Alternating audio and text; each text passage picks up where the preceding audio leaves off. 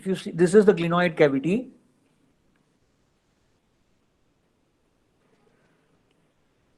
So what is glenoid labrum?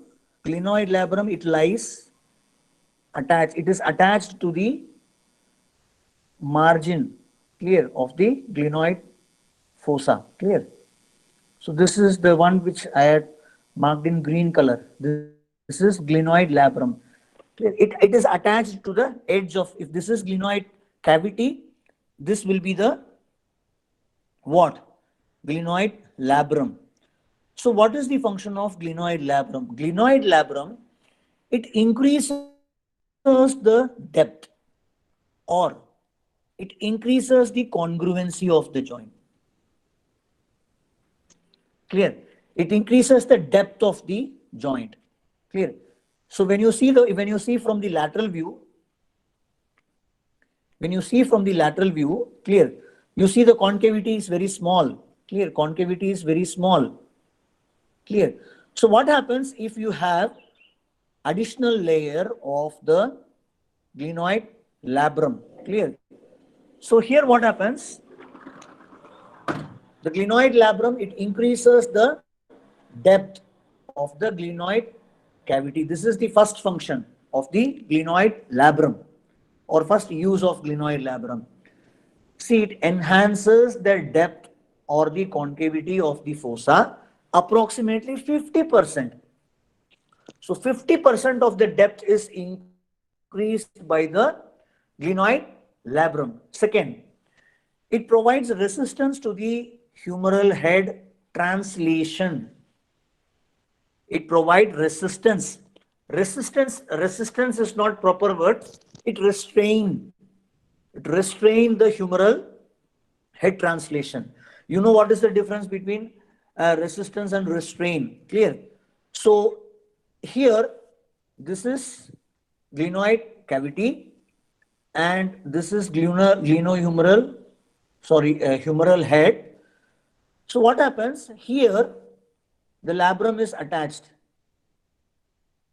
The labrum is attached to the margin of the glenoid cavity. So when the humerus, it tries to go up,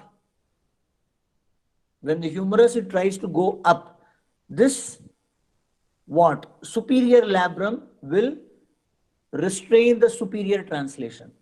Superior labrum will restrain the translation, superior translation of the humerus. Inferior labrum will resist the inferior translation of the labrum. Same way in anterior and posterior direction. So what is the second function of the glenoid labrum? First is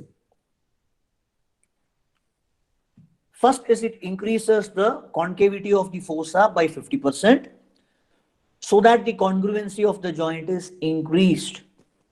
Second is it provides resistance to the humeral head translation in all the direction. Third, protect the bony edges of the labrum.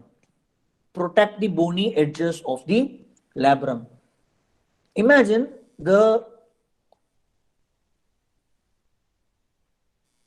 if the glenoid cavity is not having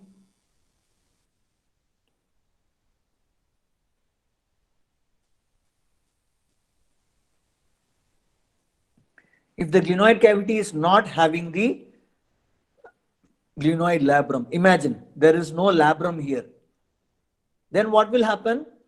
When the joint is moving, or when the humerus is moving, what will happen? It will what? It will impinge, not impinge, it will rub with the edges of the glenoid cavity. It will rub with the edges of the glenoid cavity. So what will happen? There may be a possibilities of damage.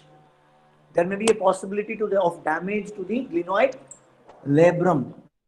So early degeneration. Early degeneration may clear. Of glenoid edges, damage. The damage will to the edges is because of the presence of the glenoid labrum. Point. Reduction of joint friction. It slides the joint space and dissipation of joint contact forces.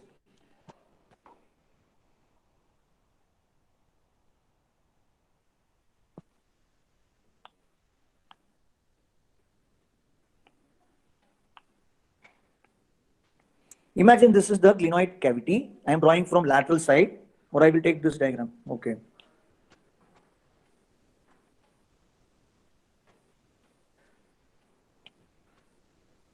This is lateral surface of the glenoid cavity.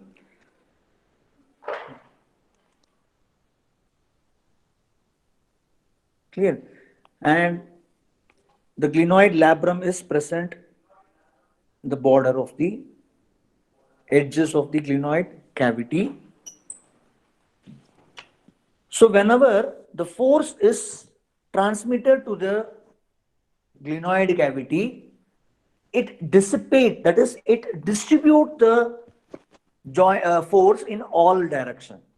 It distributes the force in all direction. This is because of the glenoid labrum. Clear? The glenoid labrum dissipation of joint contact forces, that it helps the force which is transmitted to the glenohumeral joint is distributed, or dissipation of the joint contact forces occurs because of the presence of the labrum, glenoid labrum. Clear? And last point is, it helps in as an attachment site for glenohumeral ligaments. There are many, the ligaments we will discuss next class. So these are the 5 to 6 important points you should keep in mind, or the uses of glenoid labrum. Or are you clear? Any doubt?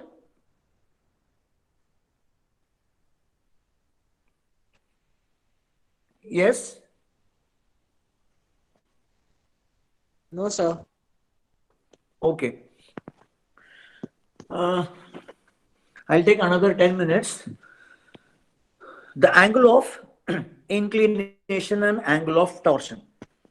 Clear? Next class, you please go through and come. We will discuss. I think we will not have time in explaining these 3 diagrams. So you go through these slides and come next class. Okay. Angle of inclination, angle of torsion. The same thing you will study in the hip joint also. The same thing you will study in hip joint also. So it will be common for both the hip joint and shoulder joint, glenohumeral joint and hip joint. So you listen properly. First is the angle of inclination.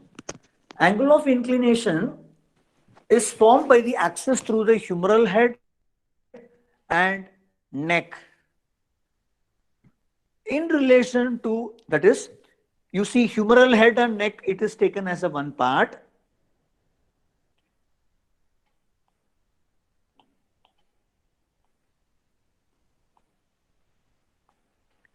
Humeral head and neck is taken as one, and longitudinal axis of shaft of the humerus is taken as 2 lines you are drawing. One line you are drawing parallel to humeral head and neck, and second line you are drawing parallel to the shaft of humerus. So one line you are drawing parallel to long axis of the humerus, and other line, you know, this is the head. From here to here, this is the head, and this portion is neck. Clear? This portion is neck. So you are drawing one more line parallel to the head and neck. Together, combined. Head and neck, you are drawing one more line. So this angle, it makes 130 to 150 degree. So this angle is called as angle of inclination. Clear? And second is angle of torsion. So normal is 130 to 150.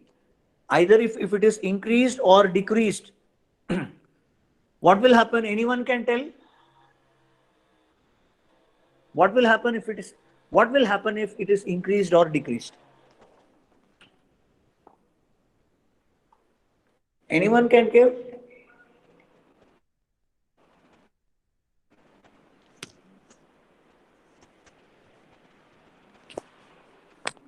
Yes?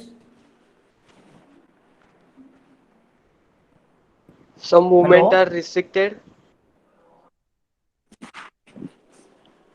Or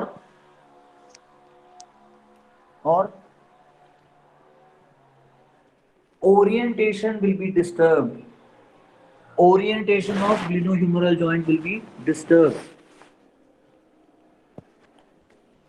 See, suppose you know this is the glenoid cavity. This is the glenoid cavity. Clear? Suppose, and what is the angle? This is, head will be like this, head will be like this, and shaft will be like this. है ना? This is called 130. This is 130. This is head and this is neck.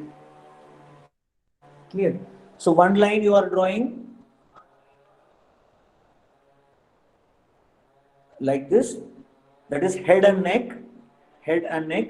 And other line you are drawing to the long axis of the shaft of the human. This is 130 to 155 degree. This is called angle of inclination. And you know this is the what? Glenoid cavity. Suppose if angle is increased, what will happen? This is glenoid cavity, and imagine the angle is increased. So here the angle is around 160. Imagine it is 160. So what happened? You see this part of the head has gone up. Only portion of the head will be articulating now. So this part is now not articulating. So what I have told already, the congruency is less. Already the congruency is less. Joints or articulating surface is less. If the angle is increased, further the configuration or the orientation or the articular surface, further articular surface will reduce. Why it is reduced? Because humerus orientation is not right. Clear? So this is applicable even in scapula. Scapula, you know what is the normal tilting, you know how much degree it is tilted in all the three planes. If it is increased or if it is decreased, then what will happen? The articular surface will be reduced because of change in orientation of scapula and humerus. Any doubt? No, sir. Okay. Now I will complete this angle of torsion. I will finish my lecture. So what is angle of torsion? Again, this angle of torsion, hip joint also. Clear? So what is angle of torsion? It is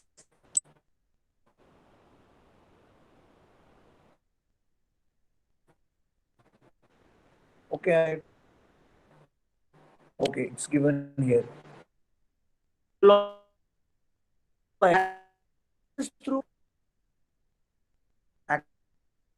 humeral head and neck. Again, it is together. Clear? It is shaft. It is humeral condyle. Again, the plane is also different. Now the plane is different.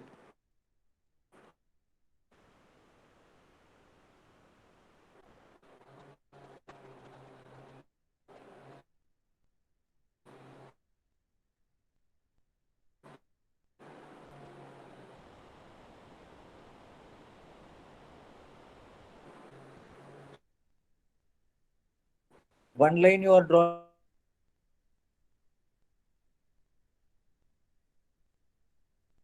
other line you are drawing. Again, head and neck is same. Now you see.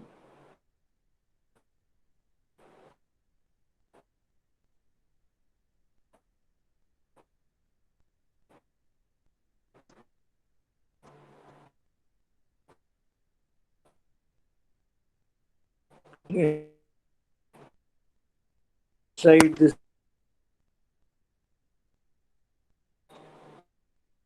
Okay.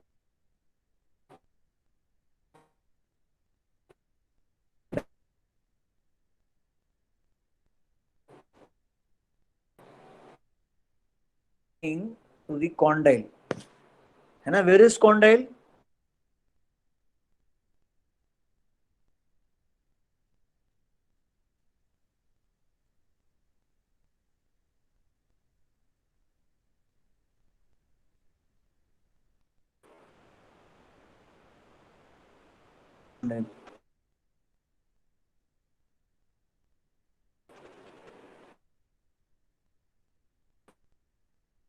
Line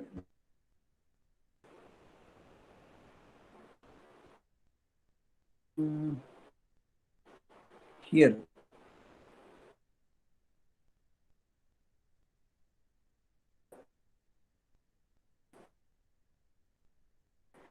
Neck, head and neck you are.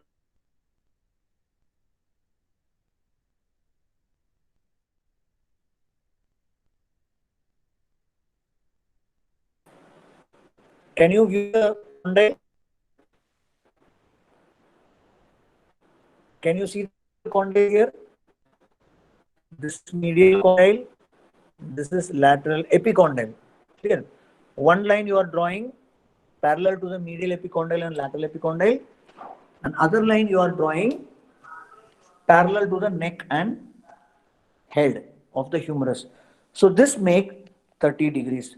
So this is called as angle of torsion. Any doubt?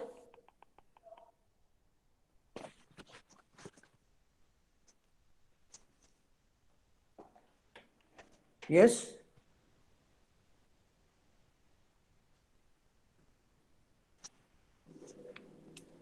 Hello? Yes, sir. Any doubt? No, sir. No, sir. Okay. So what is this is normal angle is 30 degree. So what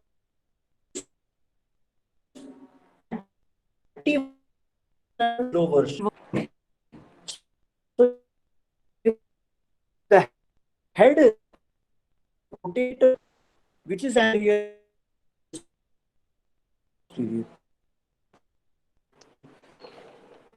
If the head is rotated direction, what will happen? And if head is rotated in opposite direction, what will happen? Who can tell? First you tell this one. The head rotated direction, what happens to the angle? Will increase or decrease?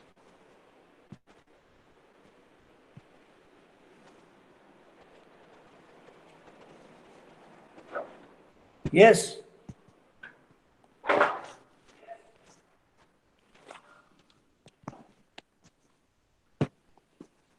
Hello.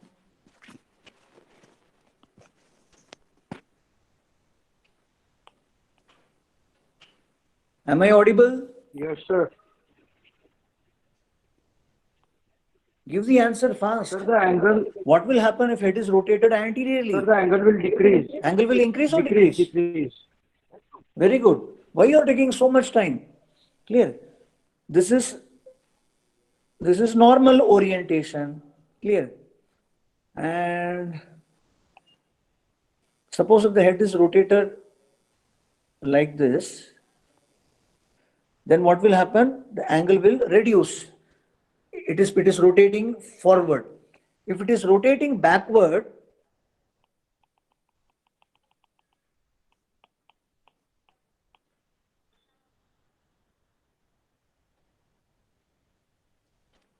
if the head is rotating backward, then what will happen? Angle will increase. Clear? So this is posterior torsion. This is posterior torsion, is otherwise called as retroversion.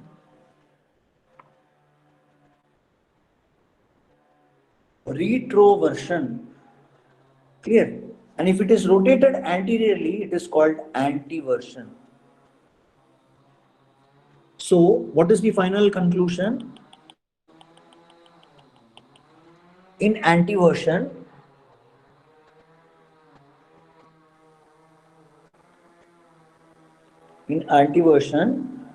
angle is increased greater than 30 degrees.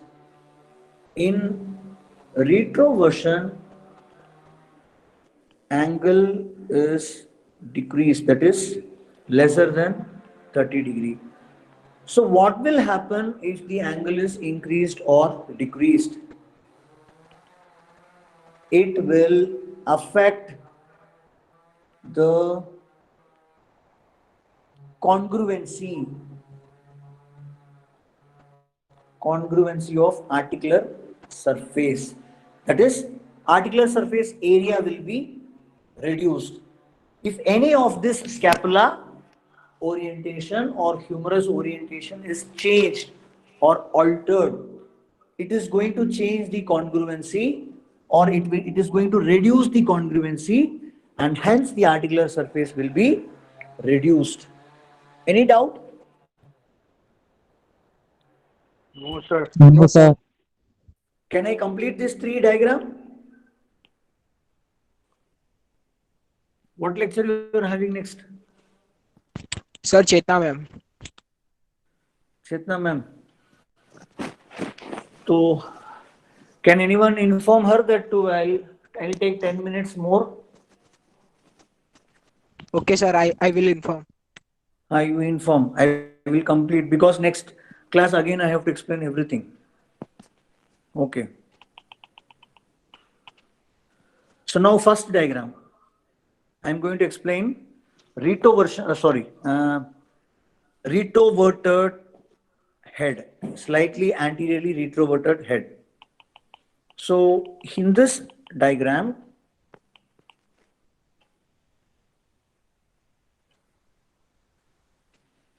okay. So listen carefully, otherwise you will not understand. What is normal position of scapula?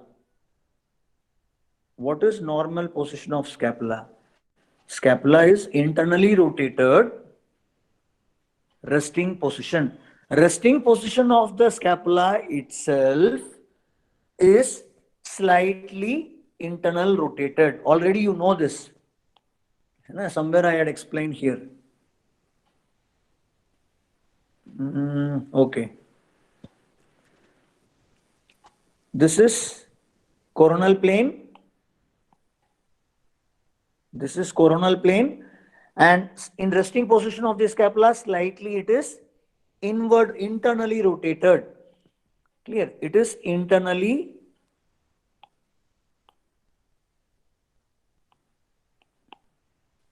slightly internally rotated.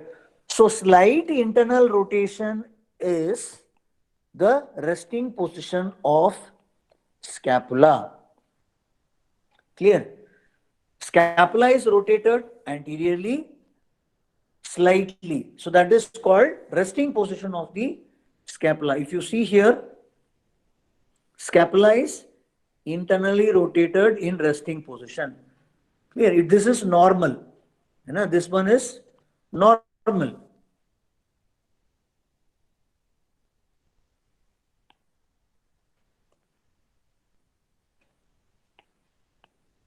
So second and third is abnormal. First one is normal, You see the normal. Scapula is scapular plane orientation and glenoid orientation is appropriate.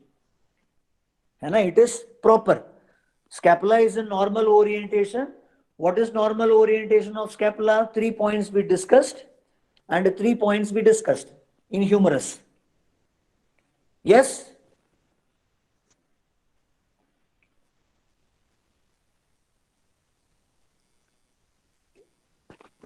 Are you clear?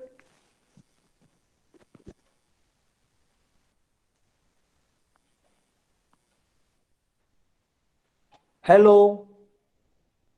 Yes, sir. Yes, sir. Okay. It is anteriorly tilted, internally rotated, upward rotated. Slightly.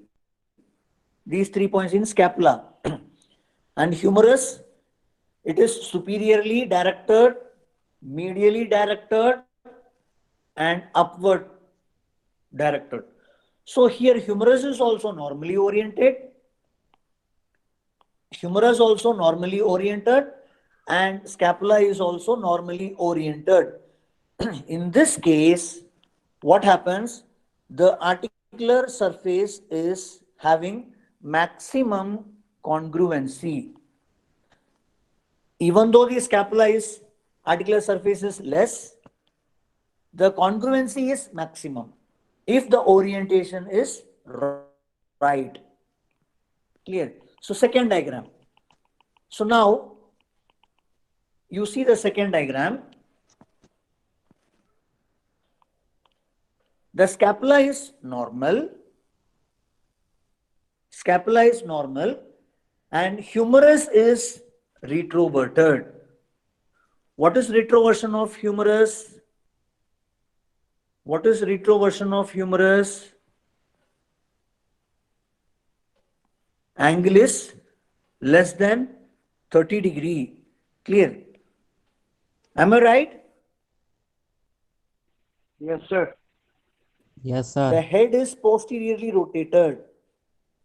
Head is posteriorly rotated. If head is rotated posteriorly, it is called retroversion. If head is rotated anteriorly, it is called antiversion. Clear? So now it is retroverted. Head here is it is retroverted. Scapula is internally rotated resting position. That is normal. But head is retroverted. So what will happen? Here the orientation, here the articular surface now it is less because head has turned backward. Head has turned backward. Now the articular surface contact area of glenoid cavity and humeral head is now reduced, or in other words congruency of the joint is reduced. Clear? So this happens in retroversion of humerus. Now next, antiversion of humerus. So again the scapula internally rotated and it is in resting position. Scapula is resting position. But now see the head is anteriorly rotated. That is called as an antiversion. What is antiversion? Angle is more What than is 30 antiversion? degree.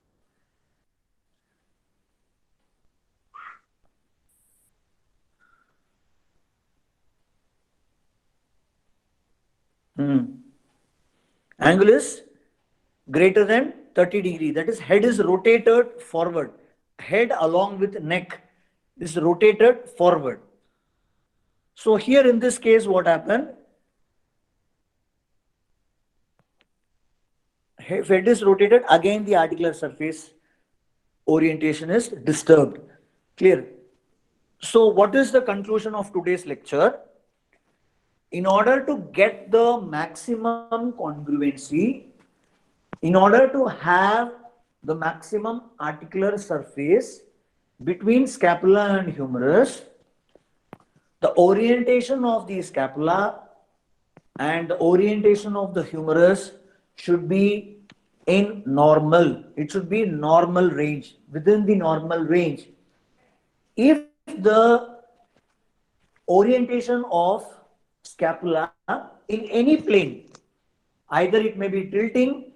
If there is more tilting, congruency will be reduced. If it is upward rotation, if it instead of upward rotation, if it is downwardly rotated, again the articular surface will be reducing. Internal, if it is more external rotated, just imagine, if the scapula is rotated externally, again the articular contact surface will be reduced. In any plane, if the orientation of the scapula is changed in any plane, the articular surface is going to reduce. And same way it is with the humerus also. Clear? The 3 points we already discussed. I don't want to repeat. So this is the importance of the orientation of the scapula and the humerus in increasing the congruency of the glenohumeral joint. Are you clear? Any doubt? No, sir. Okay. No, sir. Okay. 1 second.